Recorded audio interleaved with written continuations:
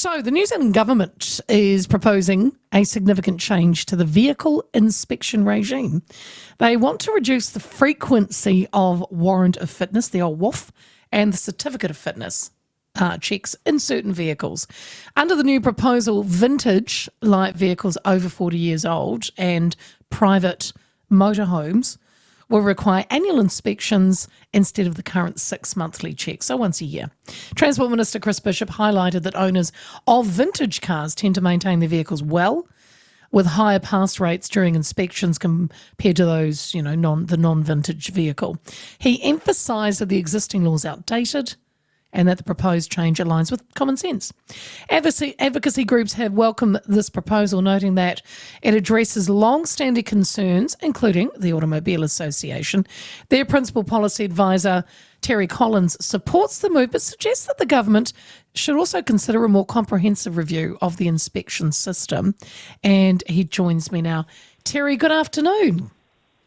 Good afternoon. Lovely to talk. Thank you for your time, Terry.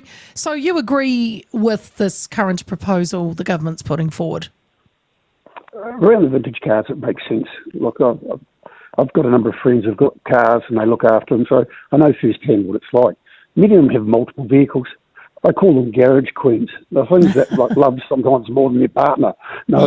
Cleaned and washed and only taken out on sunny days. Yeah. And they do very few Ks and they only drive one at a time, and they have particularly motorbikes, 3 or 4 of them, and they might have a couple of classic cars.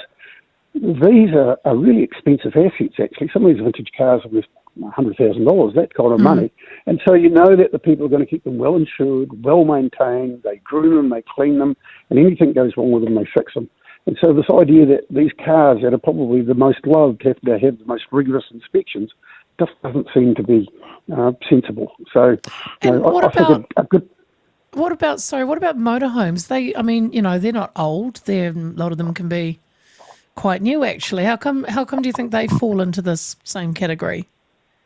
Well, again, it goes to the heart of the matter, as I think they don't do great distances. What happens to the motorhome is they're driven to a location, they're parked up. The very nature of how they're used to get to a location, to stop and enjoy that location.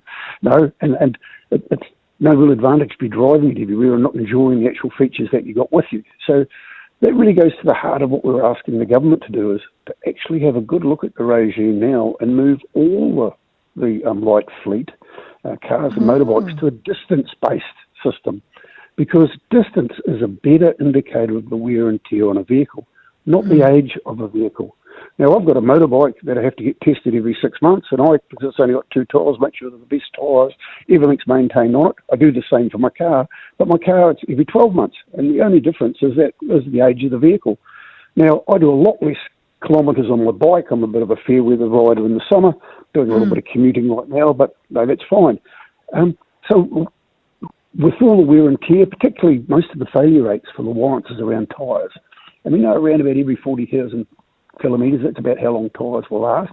Now, that should be a good time to check them.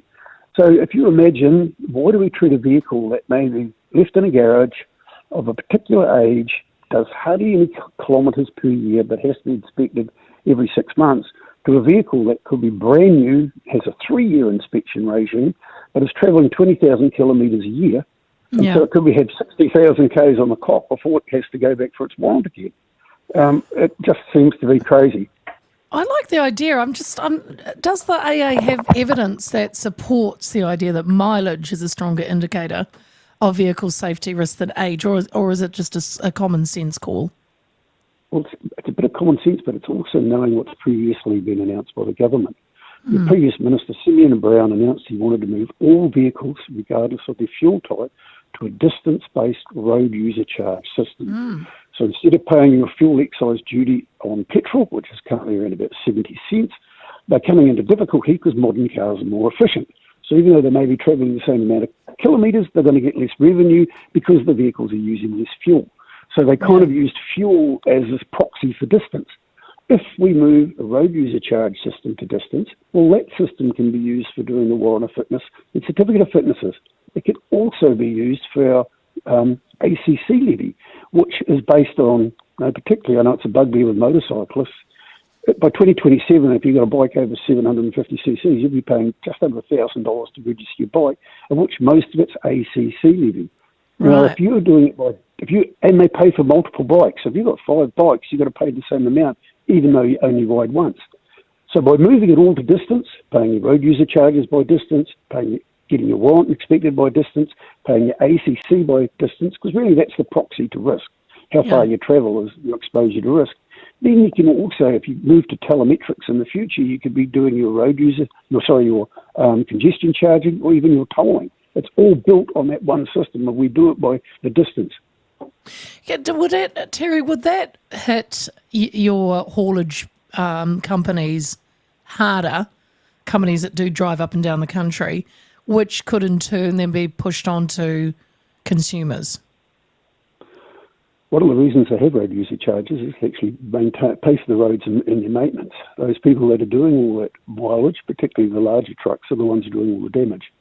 Light vehicles, in fact, anything under about 8 tonne doesn't have a significant impact on the road. But you get heavy vehicles travelling on road, long distances, they are the vehicles that cause the most damage to the road, and rightfully they should pay for that damage.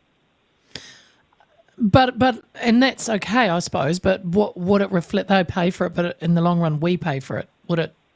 What I say? They push it on to up the prices, or. Well, all that happens then is that the ordinary motorist gets to subsidise the freight carrier. So you pay for it one way or the other. There is no escaping that it needs to be paid for. But they do damage to the road. It's got to be fixed. It's got to be maintained. So either you put it directly on the cost of the vehicles doing all the damage, and they put those flow through onto whatever freight they're carrying, or everybody contributes because we all have to pay through some way of our registration or our road user charges to fix the roads that they've damaged. There is no escaping it. Sure. Terry, would a mileage-based system, though, would it require additional technology, tracking technology, or reporting mechanisms of vehicle owners? How do we do that? Well, like all things, I think with the distance, we'd also have a 3-year time period where, regardless of how many kilometres it's done, if it hasn't been inspected for 3 years, it gets inspected. At that inspection, then they'll obviously look at the odometer. They'll know whether you've been using it, paying your road user charges, whether it should have had a warrant, or any other requirements that's been done, and they'll put some sanctions or penalties around it if you're trying to evade the scheme. So there's further work to be done on it. There's nothing. It is a kind of a different way of looking at it. So we've got to look at those potential problems that would exist and address them. But as a principle, it actually seems to be the fairest way and the sensible way of doing it, considering we want to move all our road user charges to that distance base as well. Why not do it for warrants? It just seems to be that for a lot of the car owners, particularly multiple vehicle owners with the cars or bikes, is that they're having to pay unnecessary costs to get these things inspected because they're not driving them very far, and the only way you can get around it is actually change the date or check them by the distance, which is the really good indicator of the wear and tear of the vehicle.